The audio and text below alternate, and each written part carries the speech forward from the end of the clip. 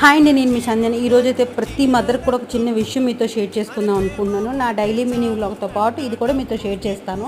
ఇంకా ఉదయాన్నే లేచి నైట్ అన్నీ క్లీన్ చేసినా కూడా ఒక్క విషయం అండి, మరొకసారి అయితే అన్నీ క్లీన్ చేసుకొని పిల్లల లంచ్ బాక్స్ అయితే ప్రిపేర్ చేయండి. చూడండి, ఇటువంటివి ఉంటాయన్నమాట.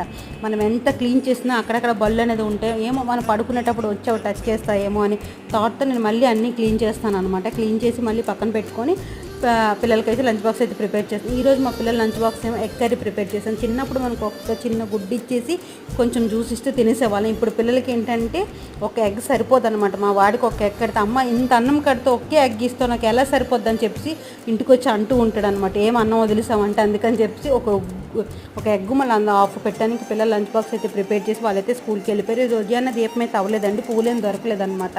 ఇంకా మా వాడు స్కూల్కి వెళ్ళాలా వద్దని ఆలోచించి చాలా ధీమాగా వెళ్తాడు. మీ పిల్లలు కూడా ఎలా ఉంటారో ఉంటే కనుక కామెంట్ చేయండి. వీడియో నచ్చితే లైక్